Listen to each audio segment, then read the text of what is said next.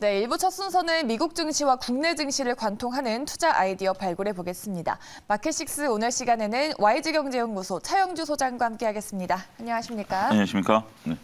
네, 최근에 이 빅테크들이 실적 발표를 하면서 조금 줄줄이 빠지는 모습이었는데 넷플릭스 실적 쇼크 이후에 조금 우려감이 커지는 모습입니다. 어떤 섹터 보십니까? 예, 그렇습니까? 우리가 이제 뭐 성장주라고 한다라면 뭐 과도한 성장에 따른 높은 밸류를 줬는데, 그러니까 여러분들이 잘 보셔야 되는 게 지금 금리 인상기에 금리에 대한 부담으로 이 성장주들이 빠지는 게 아니라 결국 과도하게 주었던 성장주들에 대한 성적표, 그러니까 실적들이 안 나오다 보니까 좀 빠지고 있다. 그러니까 여러분들이 이 원인을 정확히 구분하시는 게 필요한 게요. 왜냐하면 금리 인상 때문에 성장주가 빠졌다라고 한다면 금리가 안정되면 성장주들이 올라줘야 되는데 지금 성장주들의 성적이 안 좋아서 빠진다. 이전 포커스를 맞추셔야 여러분들이 객관적인 그 상황 판단이 된다라고 말씀드릴 수가 있겠습니다. 제가 일단 미국 증시에 관심을 가진 것은 통신주입니다.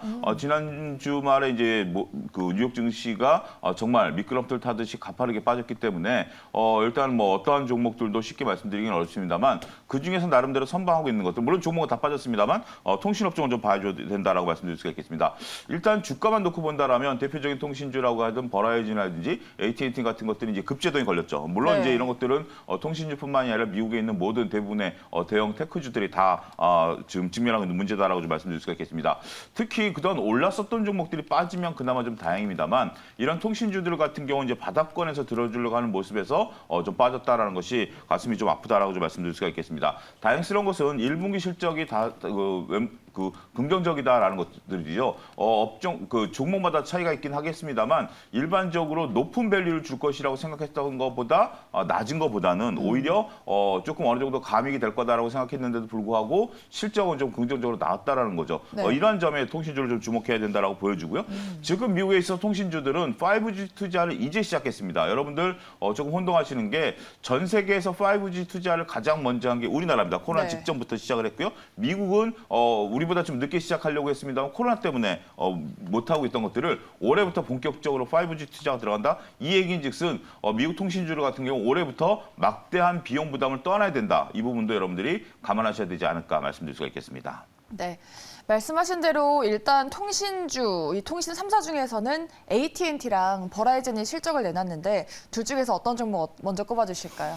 일단 저는 AT&T부터 좀 살펴보도록 하겠습니다. 뭐 미국의 통신주라고 대표적인 게 AT&T다라고 말씀드릴 수가 있겠는데 AT&T가 단순하게 통신주라고 보기에는 자회사인 워너미디어가 이번에 호실적이 나타나면서 실적 전반적으로 긍정적으로 이끌었어요. 그러니까 이제 AT&T에 대한 어떤 자세한 실적보다는 자회사 실적이 땡기면서 이제 미디어 쪽으로 진출하는 거죠. 네. 이러다 보니까 전반적으로 호실적이 나타났다고 말씀드릴 수가 있겠죠.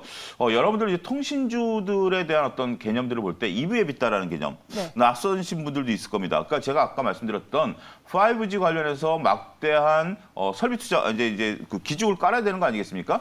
그러다 보니까 이제 기죽을 깔면 비용이죠. 이게 뭐 단순하게 뭐 1, 2천만 원고 되는 비용이 아니라 기죽 하나당 뭐 제가 정확한 금액은 모르겠습니다. 최소한 뭐 억 단위로 들어가겠죠. 미로 짐작할 때. 근데 그게 한두 개 갖고 되는 게 아니죠. 곳곳에 설치해야 되니까 막대한 비용이 들어갈 수밖에 없다는 거죠. 근데 이 비용을 회계상에 이제 처리하는 방식이 감가상각이라는 건데요. 워낙 이제 단기간에 감가상각 비용이 늘어나다 보니까 통신주들의 어떤 이익을 보기가 어렵죠. 그래서 EV/EBITDA라는 개념, 감가상각을 제외한 개념으로 이제 보는 경우가 많은데 EV/EBITDA 개념으로 보면 그러니까 이제 감가상각을 제외하고 난다라면 실적이 증가하고 있다는 겁니다. 네. 이것은 실적 증가 추세가 이어지고 있기 때문에 결국 EV/EBITDA는 회계 지정을 통해서 실적을 좀 증가시키는 그러한 요소들을 나타낸다라는 면에 있어서 전반적으로 AT&T 실적은 긍정적이다라고 보여지고요. 더군다나 말씀드렸던 단순 통신뿐만이 아니라 미디어 사업까지 진출한다는 면에 있어서 사업 다각화를 진출하고 있다. 이렇게 좀 말씀드릴 수가 있겠습니다. 네. AT&T 최근에 주가가 좀 급등했다가 지난주에는 좀 하락세를 보여주는 모습이었는데요. 이 관련해서 국내 증시에서 통신주 하면은 일단 통신 또 3사밖에 없잖아요. 그렇죠. 그 중에서 좀 어떤 걸 보셨을까요? 일단은 저는 그 사업 다각화 측면에서 보면 KT를 좀 살펴봐야 된다라고 말씀드릴 수가 있겠습니다. 네. KT 같은 경우 최근에 시장에서 많은 주목을 받았던 통신주, 그러니까 많은 분들이 KT 올라가는 거 보고 야 신기하다 하면서도 선뜻 손이 안 나가는 게 그래도 통신주인데 라는 생각 때문에 손이 안 그러니까요. 나갔었을 거예요. 그러면서 뭐 지수에 편입이 된다 이런 일이 나와도 다른 거 같으면 관심을 보이실 텐데 그래도 통신주인데 뭐 이런 식으로 통신주를 좀 보셨던 것들이 사실입니다.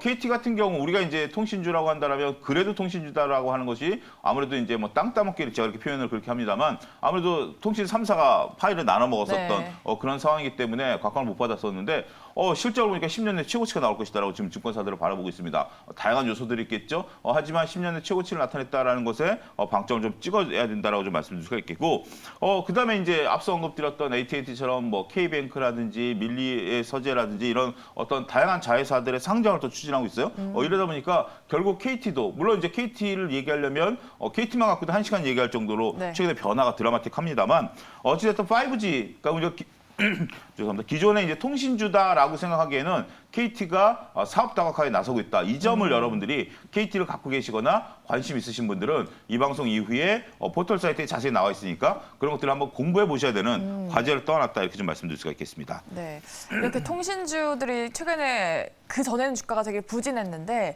이제는 조금 상승세를 나타내고 있잖아요. 그럼 가격 전략 어떻게 좀 세워볼까요? 목표 주가는 4만 원 제시해드리도록 하겠고요. 손절 라인은 34,000원 제시해드리도록 하겠습니다. 네, 1분기 실적 기대감이 주가를 끌어올리고 있는 KT 목표가를 고점을 넘는 4만 원으로 제시해 주셨습니다. 앞으로 잘 기대를 해보도록 하겠고요.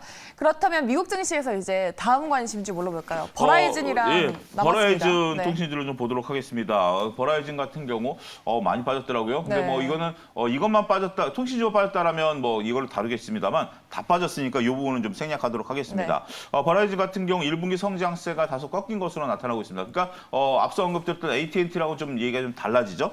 그래가지고 보시는 차트처럼 차트도 굉장히 좀 AT&T랑 빠진 폭이 다릅니다. 네. 완전히 저 차트는 새롭게 바뀌는 모습들을 보여주고 있는데 지금 이제 버라이즌 같은 경우 봉착하고 있는 문제가 5G 관련해서 지속적인 투자를 하고 있다. 이 부분이죠. 결국 투자가 늘어나는 부분들 그렇기 때문에 앞서 언급드렸던 부분들이 연속성 현상이 보여지기 때문에 투자가 늘어나고 있기 때문에 전반적으로 실적이 좀 감소세로 나타나고 있다라고 말씀드릴 수 있겠죠. 네. 그런데 최근에 저는 이제 이 방송을 준비하다 보니까 버라이즌이 시간당 임금을 또 올렸어요. 직원들한테. 그러니까 이 두 가지 포석이라고 볼 수 있을 것 같습니다. 이것은 직원들의 요구에 의해서 그런 거고 직원들의 요구를 들어주지 않은 미국 같은 경우 이직이 활발하기 때문에 직원들의 내부 단속을 좀 해야 된다라는 거. 그다음에 네. 전반적으로 인플레이션 시대에 미국의 시간당 임금이 올라가고 있는 추세 이런 것들을 반영하고 있다라는 거죠. 지금 우리나라 네이버를 저는 좀 부정적으로 보는 게 임금 상승 때문에 1분기 실적이 안 좋다라고 했는데 그거 견뎌내야 되거든요. 모든 기업들이 견뎌내야 되는 거지. 지금 회사가 어렵다고 임금 깎는 거 동의하시겠습니까? 아니죠. 절대 절대 동의 아니죠. 못합니다. 절대 네. 차라리 이렇게 되면 우수 인력은 딴 데로 이탈할 수밖에 없습니다. 그러니까 우수 인력을 잡기 위해서는 임금을 올려주고 그러고 회사는 다른 쪽에서 이익을 낼 강구를 해야지.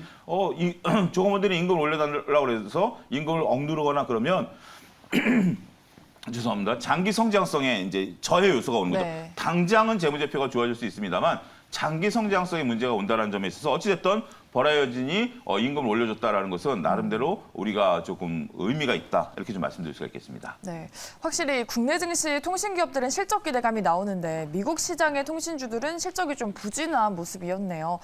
이제 우리 국내 증시 SK텔레콤이랑 LG유플러스가 남았는데 차영기 소장님의 픽을 저는 뭐 과거서부터 SK텔레콤 계속 지속적으로 말씀드려 왔었고 네. 약 한 달 전부터 SK텔레콤을 지속적으로 추천해왔던 종목이고 최근에 그래도 주가 하락기에 좀 나름대로 아웃퍼폼했다라고 좀 보여지는 그런 종목이죠. SK텔레콤 같은 경우 이제 지금 이제 버라이즌하고 다른 게 버라이즌은 이제 5G 투자를 합니다만 SK텔레콤은 이제 5G 투자가 좀 안정화 단계에 들었다. 네. 그러니까 2019년서부터 시작이 됐기 때문에 물론 2020년에 본격적으로 투자해야 될 시기에 코로나19 때문에 투자가 좀 미뤄졌던 것들이 있었지만 2021년 투자가 또 미뤄졌고 2022 지금도 투자가 계속 이루어지고 있는 건 사실입니다만 투자가 어느 정도 안정화 단계에 있다. 그러면 앞서 언급드린 EV/EBITDA 개념으로 보면 비용이 어느 정도 조금 줄어들고 있다 이렇게 좀 말씀드릴 수 있겠죠. 다행스러운 것은 5G 가입자가 1분기에 폭증했다라는 겁니다. 이게 어떤 효과냐면 처음에는 저도 5G 씁니다만 이거 솔직히 좀 하루에 그러니까요. 한두 번씩은 화가 나요. 아직도 아. 화가 나요. 왜냐하면 LTE 썼을 때는 저는 이제 방송을 하다 보면 뭐 이렇게 자료도 쳐다봐야 되고 대본도 보내야 되고 하기 때문에 시간이 굉장히 촉박하거든요. 1, 2분이 빠르게 굉장히 해야죠. 촉박해야 되는데 LTE 쓸 때는 전혀 그런 게 없었어요. 근데 5G는 이게 안 잡히면서 5G로 딱 넘어가는 순간 로딩이 탁 걸리는데 아. 그게 1, 20초 로딩 걸리는 게 이제 저한테는 엄청난 심적인 압박감으로 다가오게 된다는 거죠. 근데 이제 점차 그게 해소가 된다라는 거. 그러니까 작년에 쓰시는 분들은 뭐 몇 번씩 그런 경우가 있었는데 지금 한두 번이니까 이제 점차 해소되는 거죠. 그렇기 때문에 앞으로 가입자가 늘어날 것으로 보여지고요. 더군다나 SK텔레콤 같은 경우 외국인들의 수급까지 붙어져 있는 상황이기 네. 때문에 저는 긍정적이다라고 보기 때문에 통신주, 미국도 그렇고요. 우리나라도 그렇고요. 통신주, 특히 이제 미국과 우리나라는 이제 통신과 결이 다르긴 합니다만 저는 통신주가 단지 시장 방어적인 성격이다. 이거는 여러분들이 공부 안 하신 거고요. 이제 통신주들의 변화 여기 한번 그 관심을 기울이시게 된다라면 올 연말에 통신주 가지고 휴대폰 한번 바꾸실 수 있지 않을까? 저는 그렇게 좀 말씀드릴 수가 있겠습니다. 네, 말씀하신 대로 SK텔레콤도 외국인이 좀 풀 매수가 들어오면서 주가 흐름이 되게 좋습니다. 앞서서 KT는 고점을 넘는 목표가 제시해 주셨는데 SK도 같은 맥락인가요? 그렇습니다. SK 목표가 7만 원까지 다소 공격적으로 제시해드리고요. 네. 손절 라인 58,000원 제시해드리도록 하겠습니다. 네, 알겠습니다. SK텔레콤도 역시나 사상 최고가, 신고가로 잡아주셨습니다. 와, 이렇게 통신주들에 대한 기대감 팍팍 심어주셨으니까 한번 앞으로의 흐름도 잘 지켜보시기 바랄게요. 네, 이렇게 오늘 마켓식스는요, 통신주에 대해서 짚어봤고요. 이 시간 차영주 YG경제연구소 소장님과 함께했습니다. 말씀 고맙습니다. 감사합니다.